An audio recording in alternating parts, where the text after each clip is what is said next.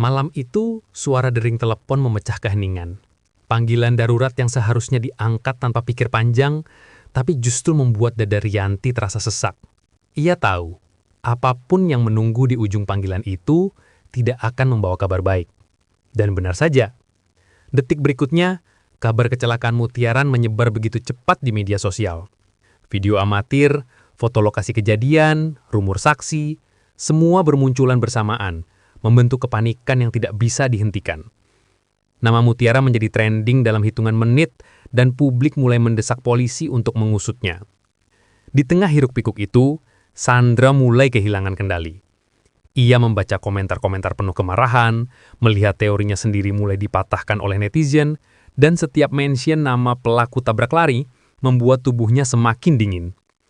Ia sadar, ia tidak bisa lagi bersembunyi di balik keberuntungan atau celah-celah kebetulan. Dunia sedang mengejar kebenaran, dan kebenaran itu mengarah padanya. Ketakutan Sandra semakin buruk ketika mendengar Rianti bersikeras bahwa pelaku tabrak lari harus ditemukan dan ditangkap secepat mungkin. Nada suara Rianti berbeda. Bukan sekedar marah, tetapi seperti ada kepedihan yang ia tahan mati-matian. Aurel sampai bingung melihat perubahan itu. Rianti, yang dulu tak pernah memikirkan perasaan Mutiara, kini terlihat seperti orang yang kehilangan anaknya sendiri. Gerakan kecil Rianti, tatapannya yang gelisah, kalimat-kalimatnya yang meledak-ledak, semuanya tidak seperti dirinya yang biasanya. Seolah ada ikatan tak terlihat yang menariknya mendekat pada rasa sakit Mutiara. Naluri yang selama bertahun-tahun ia kubur, kini muncul ke permukaan tanpa bisa ia hentikan. Di sisi lain, rumah sakit berubah menjadi tempat penuh kecemasan. Kenzo yang sebelum ini masih bisa menjaga emosinya, kini terlihat setiap hari seperti manusia yang sedang kehilangan arah. Ia duduk di samping Mutiara, menggenggam tangannya. Berharap setiap detik menjadi detik yang membuat Mutiara sadar. Semakin ia mengingat kejadian malam itu, semakin gelap pikirannya. Dan tanpa sadar, semua tekanan itu perlahan mendorong Sandra ke jurang kebinasaan. Karena ia tahu, Kenzo tidak akan pernah memaafkan pelaku tabrak lari.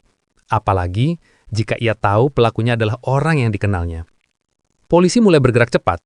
CCTV dibongkar dari warung dekat tikungan, saksi diperiksa, dan satu persatu detail mulai terungkap. Nama Sandra belum disebutkan, tetapi bayangan itu semakin dekat, terus mengikuti setiap langkahnya. Rasa bersalah membuatnya sulit tidur, dan setiap kali memejamkan mata, ia melihat Mutiara tergeletak bersimbah darah. Sementara itu, perubahan Rianti semakin mencolok. Ia bukan hanya marah, ia bukan hanya ingin pelaku dihukum. Ia takut. Takut kehilangan Mutiara. Takut kehilangan sesuatu yang selama ini ia tolak untuk diakui. Aurel memperhatikan semuanya sambil merasakan ketegangan yang sulit dijelaskan. Rianti terlihat seperti seseorang yang tiba-tiba menemukan sesuatu yang hilang sejak lama. Sesuatu yang seharusnya tidak bisa ia rasakan untuk Mutiara. Ketika semua orang sibuk menunggu Mutiara sadar, Kenzo terjerembab ke dalam mimpi buruk. Dalam mimpinya, ia melihat Mutiara berhenti bernafas, melihat para dokter berlari yang sambil membawa defibrilator, melihat dirinya sendiri berteriak tanpa suara. Dan ketika ia terbangun dengan tubuh gemetar, pipinya basah oleh air mata yang tidak ia sadari. Kesadarannya tersentak. Ia langsung menoleh pada tubuh Mutiara yang masih berbaring lemah namun hidup. Mimpi itu begitu nyata, terasa seperti kenyataan yang belum terjadi. Dan justru karena itu, mimpi tersebut menghancurkan benteng terakhir yang ia miliki.